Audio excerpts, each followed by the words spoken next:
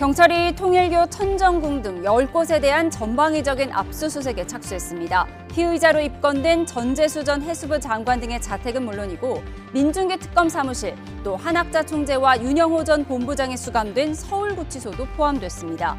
국민의힘은 민주당과 통일교의 금품수수 의혹과 또 민중계 특검의 편파 수사 의혹, 이 두 가지에 대한 쌍특검을 해야 한다고 주장했고 민주당은 절대 수용 불가 방침을 밝혔습니다. 그 목소리로 오늘 전국대담 문을 열겠습니다.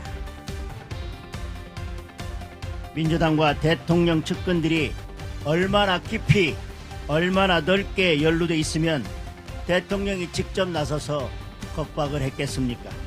이 사건은 대통령까지 개입한 명백한 권력형 범죄 은폐입니다. 이보다 분명한 특검 사유는 없을 것입니다. 국민의힘의 통일교 특검 주장은 절대 수용 불가하고 일고의 가치도 없다. 아울러 시대적 책무인 이 3대 특검을 물타기하여 내란 책임에서 벗어날 생각은 언감생심 꿈에도 꾸지 말라. 네, 민주당 전용기, 국민의힘 김희정 의원과 함께합니다. 어서 오세요. 안녕하세요. 네, 반갑습니다.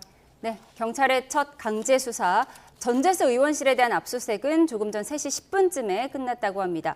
그런데 경찰이 도착해서 압수수색 시작할 때까지 한 2시간 20분 정도가 걸렸다고 하는데 무슨 사연이 있었나요? 기본적으로 압수수색을 한다고 해서 마구잡이로 이렇게 뒤지는 건 아니죠. 그리고 국회 의원회관이기 때문에 아무래도 절차에 따라서 진행을 했을 겁니다. 그리고 기본적으로 압수수색이 진행이 되게 되면 변호인이 올 때까지 대기하는 경우도 있거든요.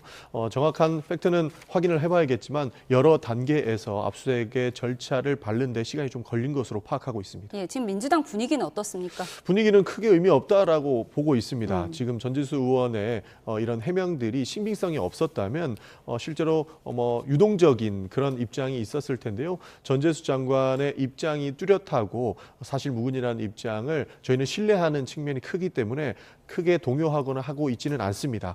다만 문제가 있다라고 경찰이 판단을 했던 부분에 대해서 수사는 제대로 이루어져서 실체적 진실을 밝혀야 된다라는 말씀드리겠습니다. 네, 지금 경찰은 의원실뿐만 아니라 윤영호 전 본부장이 구속된 서울구치소까지 압수수색을 나서면서 좀 전방위적으로 나서고 있긴 한데 지금 국민의힘에서는 경찰 수사 못 믿겠다, 우리 쌍특검 해야 한다, 지금 이런 주장이잖아요. 네, 오늘 압수수색 과정에서도 봐주기나 늦장 대응하고 있는 것을 알 수 있습니다. 그동안 의원회관 압수수색 때 없었던 일인데요. 이번에 9시에 도착을 해서 11시 20분까지 시간을 벌어줬습니다. 그런데 언론에 의하면은 의원실 안에서 파쇄기 돌아가는 소리, 기계가 가동되는 소리가 들렸다라고 취재진들의 전원이 따르고 있는 상황입니다. 즉 2시간 20분 동안이나 대처를 할 수 있는 시간을 준 거죠. 그런데 특검을 얘기하고 있는 것은 오늘 압수수색에서 2시간 20분 증거 인멸할 수 있는 시간을 준 것뿐만 아니라 사실은 증언이 나왔던 것은 8월인데 12월이지 않습니까? 넉 달 동안이나 이렇게 감췄지 않습니까? 그래놓고 압수수색 하겠다라고 언론에다가는 떠벌려 놓고선 그것도 2시간 20분이나 늦게 하고 이런 식이기 때문에 과연 믿을 수 있겠는가라는 생각이 듭니다. 그래서 보다 실력 있고 믿을 수 있는 팀에 맡겨야 되기 때문에 특검이 필요하다라고 생각을 하고 있습니다. 예. 저는 과도한 우려라고 보고 있고요. 파쇄기가 돌아갔다라고 이렇게 들은 전언을 말씀을 해주신 것 같은데 기본적으로 전재수 장관을 두고 둘러싼 의혹은 금품을 수수했다라는 내용 아닙니까? 그러니까 돈을 받았거나 시계를 받았다라는 내용인데 어떠한 내용들이 있길래 파쇄기를 할 만큼 문서로 남았다는 내용들이 있겠습니까? 저는 파쇄기가 돌아갔다라고 하는 부분에 대해서 아니 증거가 무엇이 있길래 파쇄기가 돌아갈 만한 사건인가를 조금 지켜봤으면 좋겠는데 전혀 그거와 연관 짓기에는 어려운 부분들이 있다라는 말씀을 드리는 것이고요.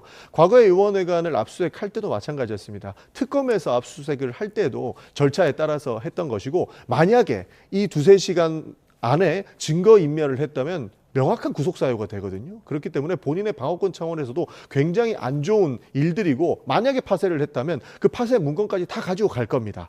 그렇기 때문에 지금 말씀하신 우려에 대해서는 충분히 공감을 하지만 그에 관계되어 있는 상당한 사건으로 보기에는 어렵다는 말씀 좀 드리고 싶습니다. 실제로 한 군데 언론에서 들은 게 아니고요.